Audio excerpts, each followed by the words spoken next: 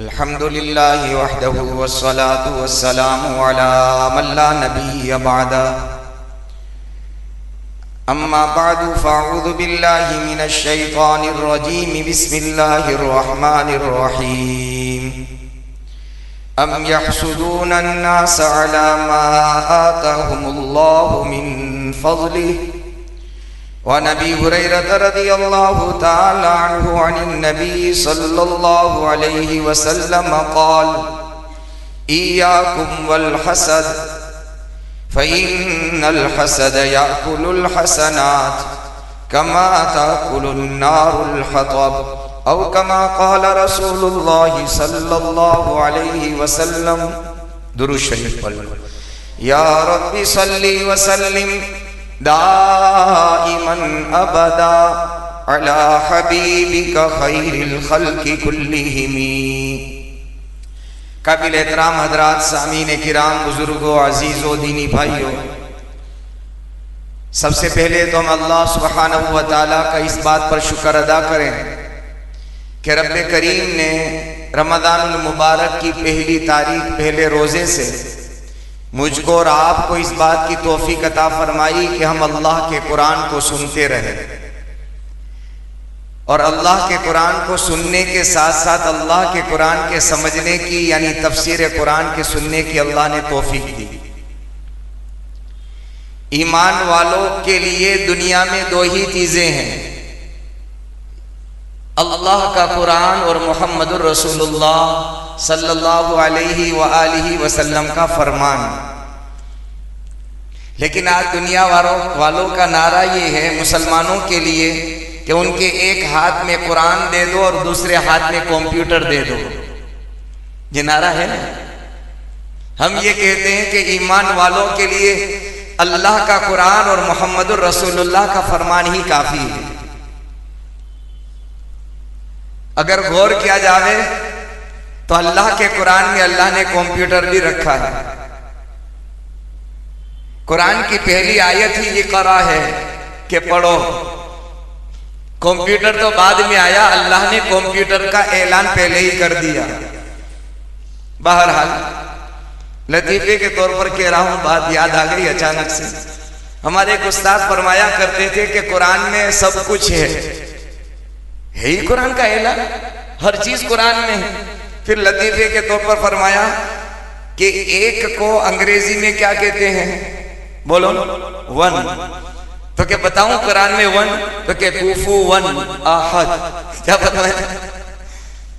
कुल हुवल्लाहु अहद में कुल हुवल्लाहु अहद अल्लाहु समद लम यलिद वलम यूलद वलम यकुल लहू कुफुवन, तो क्या वन कुरान में बाहर।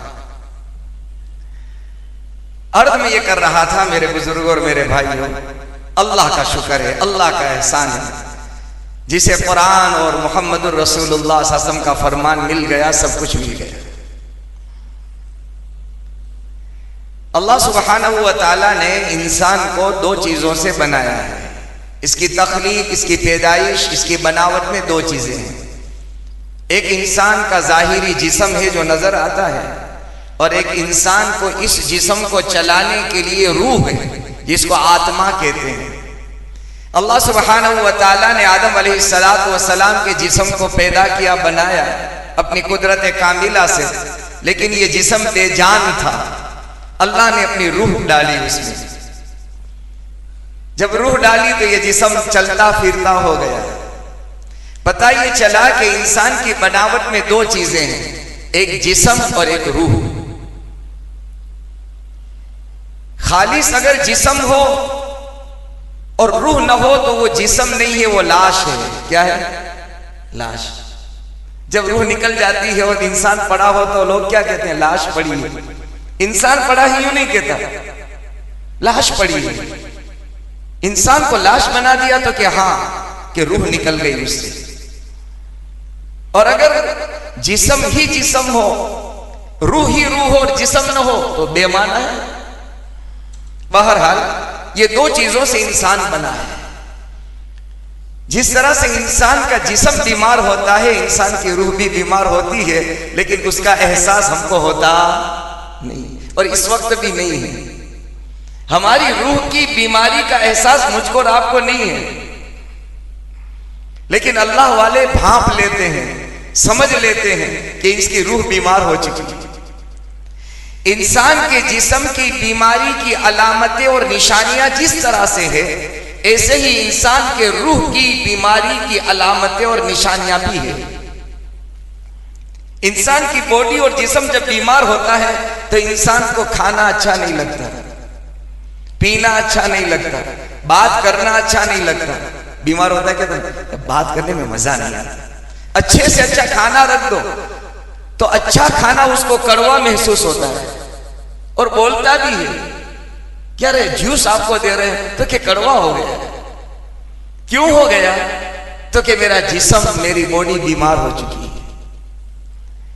ठीक इसी तरह से मेरे बुजुर्गों और मेरे भाइयों, मेरी और आपकी आत्मा और रूह जब बीमार होती है तो फिर सजदों में मजा नहीं आता।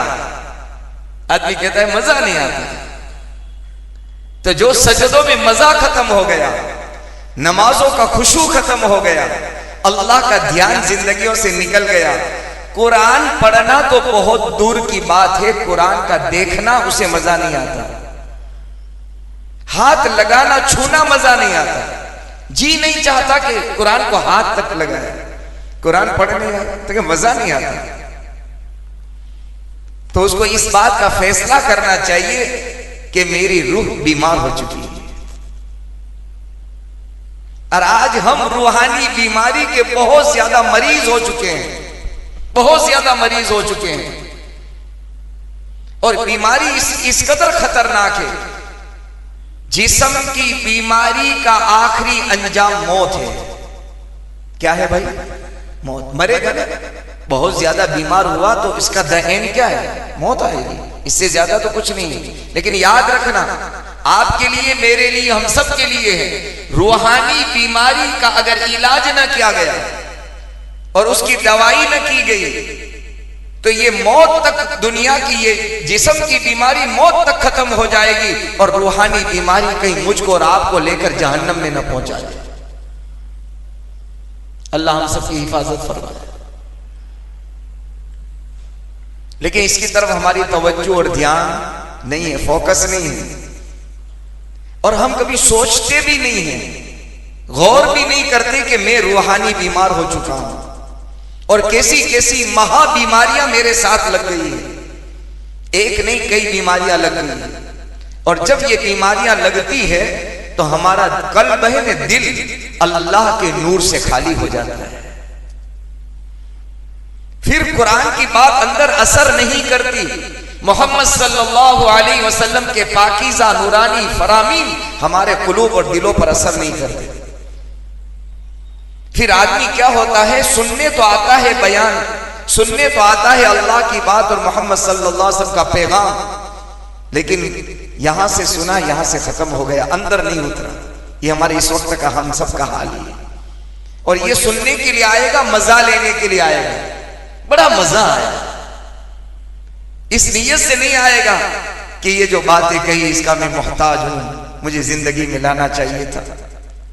बहरहाल, अब रूहानी बीमारियों का इलाज जिस्मानी बीमारी से ज्यादा जरूरी है और अशद्द जरूरी है।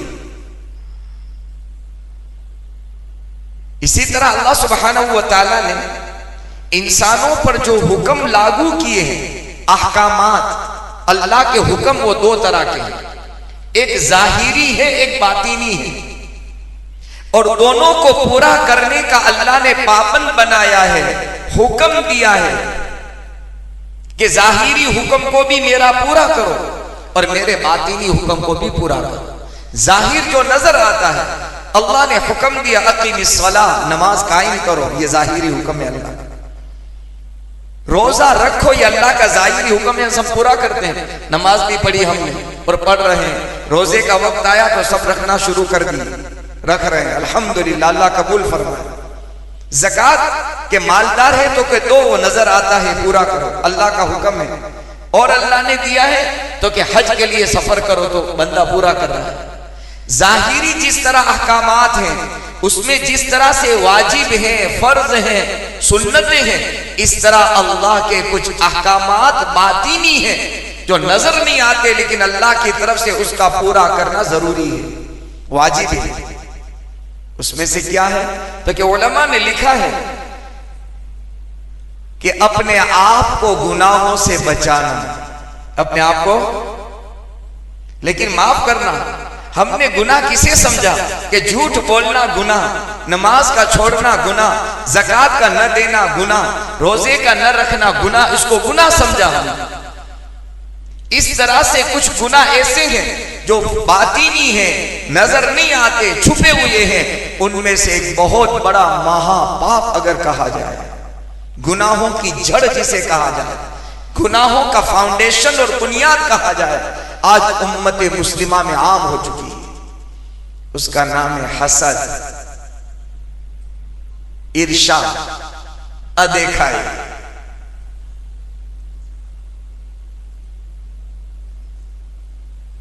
नमाजी को अच्छी हाल में न देख पाना, नमाज पढ़ रहा है, नमाजी है, अल्लाह का नेक बंदा है, उसकी बंदगी इंसान नहीं देख पा रहा। कहां तक हम पहुंच गए? अब हसद किसे कहते हैं ये समझना चाहिए। चंद उन्वान है, मेरी जिम्मेदारी 3 दिन की ही हो सकता है, 4 दिन भी हो जाए। चंद उन्वान को समझना पड़ेगा। हसद किसे कहते हैं? हमने हसद को समझा ही नहीं। किसी का अच्छा हाल न देख सकना। अब ये अच्छा हाल सामने वाले का 2 तरह से हो सकता है, दीनी भी हो सकता है, दुनियावी भी हो सकता है। लेकिन आजकल ज्यादा हमारा हसद जो होता है ना, वो दुनियावी होता है, दुनियावी होता है। अल्लाह अकबर कबीरा। उलमा ने हसद के बाद में अजीब अजीब बातें लिखी। हसद तो कि इस बात की तमन्ना करना कि अल्लाह ने उसको जो नेमत दी है वो कैसे खत्म हो जाए, ये हसद की तारीफ है। अब नेमतें जैसे मैंने अर्ज किया, दीनी भी हो सकती है, दुनियावी भी हो सकती है। दीनी नेमतें, आदमी किसी का मोबाइल नहीं देख सकता। अल्लाह, इतना महंगा मोबाइल इसके पास।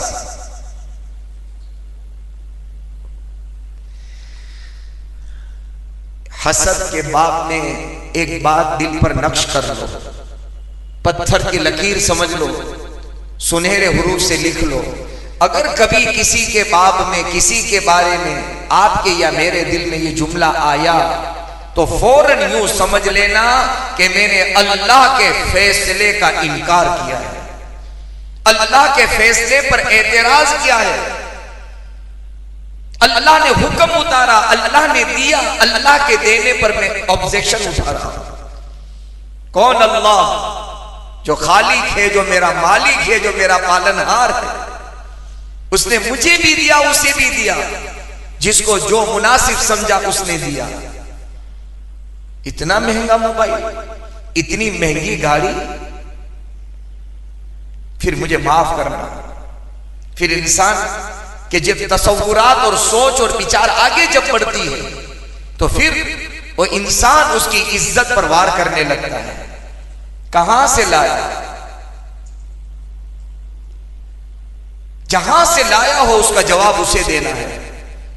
हम और आप उसके जवाब के अल्लाह के यहां मुकल्लफ और पाबंद नहीं है। ये मोबाइल कहां से लाया, इसके हम मुकल्लफ नहीं है। ये गाड़ी कहां से लाया, हम इसके मुकल्लफ नहीं है। बहुत सारी चीजें हैं उसमें। मकान नहीं देख सकते, इतना बड़ा मकान बना लिया। मेरे बुजुर्गों, मेरे भाई, बहुत ये बीमारी आम से आम होती चली जा रही है, और इसको हमने बीमारी समझना, इसको समझना हमने छोड़ दिया है। तसव्वुर भी खत्म हो गया कि मैं कोई बड़ी महा बीमारी के अंदर लग गया हूं। इसलिए उलमा ने लिखा है, जब हसद आता है तो हसद के पीछे फौरन दूसरी बीमारी लगती है जिसका नाम है कीना। अंदर ही अंदर उसके बारे में सब कुछ तैयार करना, कीना आता है। चूंकि उसका हाल अच्छा देख ही नहीं पा रहा, तो अच्छा थोड़ा सोचेगा उसके बारे में, अंदर कीना पकेगा। फिर आगे बढ़ेगा, ये दुश्मनी तैयार करेगा। हसद जब आता है तो इंसान दुश्मनी पर आमादा हो जाता है, उसको अच्छा देख ही नहीं सका वो, तो ये दुश्मनी करेगा। फिर जब उसे कोई चीज हाथ नहीं लगेगी तो ये तीसरी बीमारी में मुब्तला होगा, बहुतान लगाएगा। बहुतान जो उसने नहीं किया वो उसके लिए साबित करने की कोशिश करेगा। ये हलाल पाकीज़ा तय्यब कमाई में से लाया है, या ये कि ये किसी के कर्ज लेकर आया है, वो जानता है और कर्ज देने वाला जानता है कि मैंने उसको कर्ज दिया है, वो लेने वाला जानता है। ये मंसूब करेगा कि कहीं इधर उधर हाथ मारा है उसने। बोलते हैं हमारे साथी ऐसा। कहां से लाया तुमको पता है कुछ? कोई तहकीक नहीं, ये हसद की बुनियाद पर हो रहा है। कीना उसकी वजह से, बुग़्ज़ उसकी वजह से, बहुतान तराशियां उनकी वजह से। इसी तरह से उलमा ने लिखा है कि ये जो चीजें हैं ना, इससे बचना जैसे नमाज का पढ़ना फर्ज है, इसी तरह से इन बीमारियों से बचना फर्ज है।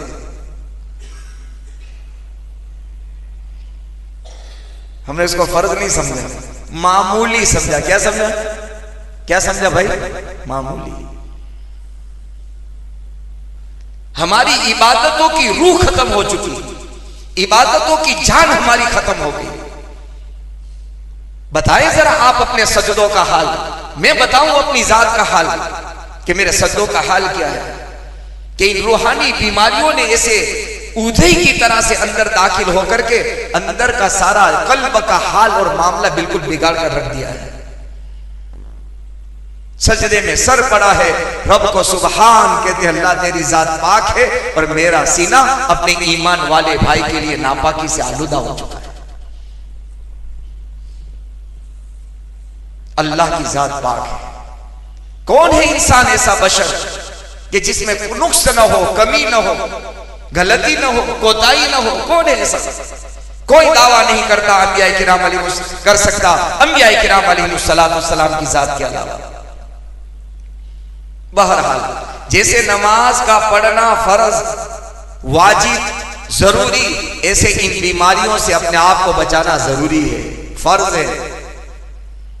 और जैसे मैंने अर्ज किया, अगर इन बीमारियों का इलाज न किया गया तो जिस्मानी बीमारी तो मौत पर खत्म हो जाएगी, रूहानी बीमारी कहीं जहन्नम तक हमको पहुंचा जाती है।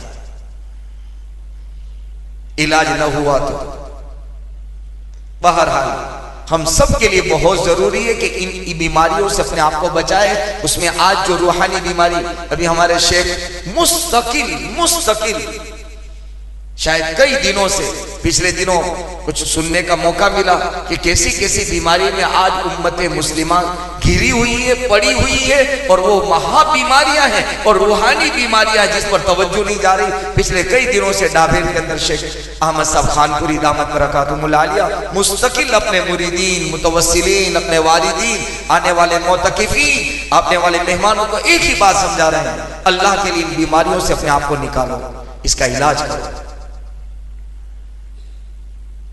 क्या तस्वुर है मेरा और आपका? क्या हम सोच रहे हैं कि इन रूहानी बीमारियों के साथ साथ मेरी और आपकी नमाजें बाकी रहेगी, मेरे और आपके सजदे बाकी रहेंगे, मेरी और आपकी तिलावत बाकी रहेगी, सेफ और महफूज रहेगी? क्या मेरी तरावी और आपकी तरावी और मेरे आमाल सालिया बाकी रहेंगे? आका दो जहां मोहम्मद रसूलुल्लाह सल्लल्लाहु अलैहि वसल्लम का इरशाद हमने पढ़ा, इन्नल हसनात इन्नल हसद याकुलुल हसनात, कि लोगों सुनो, हसद जो है, हसद वो तुम्हारी नेकियों को ऐसा खा जाएगा जैसे आग सूखी लकड़ी को खा जाता है। कहीं ऐसा ना हो मेरे और आपके साथ, अल्लाह हम सबकी हिफाजत फरमाए, दुनिया से जाएं, अल्लाह के सामने खड़े हों और हमारे नामाए आमाल में नेकियां हमें न मिले, मौजूद न हो। अल्लाह से कहे, अल्लाह मेरी नेकियां 20 साल 30 साल 40 50 60 साल की जिंदगी में मेरे एतिकाफ थे, मेरी नमाजें थी, मेरी तरावी, मेरी तिलावत, मेरे 2-2 4-4 कुरान के खत्म थे दुनिया के अंदर, अल्लाह एक भी नजर नहीं आता। अल्लाह कहेंगे मेरे बंदे कि तेरे हसद ने तेरी नेकियों को खाकस्तर कर दिया। याकुलुल हसनात कमा ताकुलुन नारुल हतब, जैसे आग लकड़ी को खा जाता है, हसद इंसान की नेकी को खत्म कर देता है। बहरहाल इस उन्वान पर इंशाअल्लाह आपके सामने बात रखनी है, और इस उम्मीद के साथ और अल्लाह से इस दुआ के साथ रखनी है कि अल्लाह ताला इन तमाम रूहानी बीमारियां और इन बीमारियों की जो असल जड़ है, जिसको हसद कहते हैं, कि किसी की अच्छी नेमत को न देख सकना और उसके खत्म होने की तमन्ना करना। क्या मिलेगा मुझको और आपको? ये मेरा ईमान वाला भाई है, ईमानी रिश्ता है मेरा इसका, मेरे दुनिया के हकीकी भाई दुनिया तक है और मेरे ईमानी भाई तो जन्नत तक है। ये ईमानी रिश्ता है। क्या मिलेगा? अगर उससे खत्म हो गई मुझे क्या मिलेगा? कि तुझे कुछ नहीं मिलेगा। शैतान मुझे और आपको और नफ्स धोखा दे रहा है। इतने पर बस नहीं करते हम, माफ करना कि हम सिर्फ तमन्ना करते हो। आज का ईमान वाला इस हद तक पहुंच चुका है कि उसकी नेमतें कैसे खत्म हो उसके प्लानिंग बना रहा है, उसकी तदबीरें कर रहा है, मिलजुल करके प्लान तैयार कर रहा है, कैसे उसको रोड पर ले आवे, कैसे उसकी नेमतें खत्म हो। क्या हम अल्लाह का मुकाबला कर सकते हैं? अल्लाह के फैसले को हम चैलेंज कर सकते हैं? नहीं, हरगिज़ नहीं कर सकते। अगर किसी ने अल्लाह के फैसले को चैलेंज किया, खसीरत दुनिया वल आखिरह, दुनिया और आखिरत तबाह हो जाएगी उसकी। और दुनिया में देखेगा कि मैंने अल्लाह के फैसले को चैलेंज किया था। अहकमुल हाकिमीन का फैसला है उसके बारे में, उसको मिलना ही मिलना है, उसको मिलना ही मिलना है। ये मेरे रब का फैसला है। चाहे हजारों तदबीरें कर ले, हम हजारों प्रोग्राम बना लें, हजारों कोशिशें कर लें, सारे सोर्सेस हम इसके पीछे लगा लें, और हम ये समझ कर लगाएं कि इतने बड़े सोर्सेस है कि इसका हम करके दिखाएंगे। अल्लाह की कसम, अल्लाह का फैसला अटल है, हम नहीं कर सकते।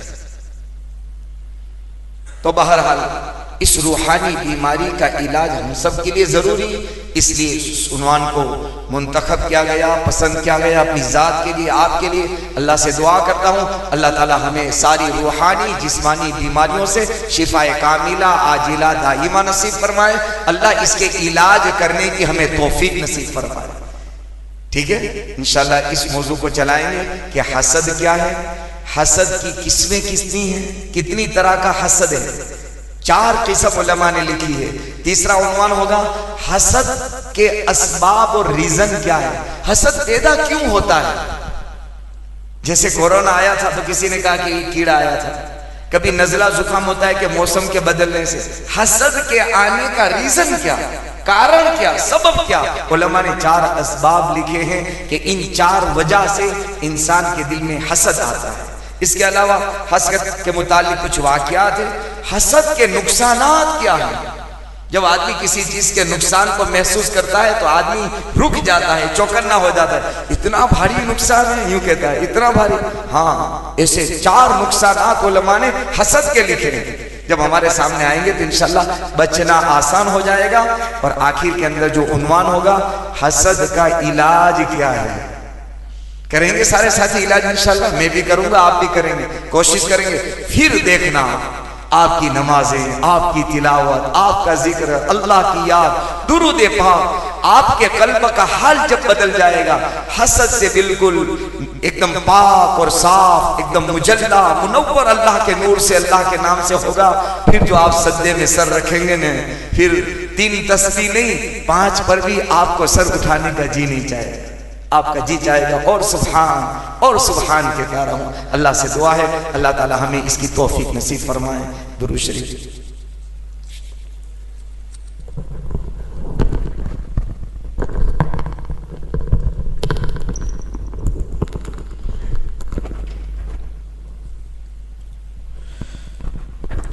बिस्मिल्लाहिर्रहमानिर्रहीम।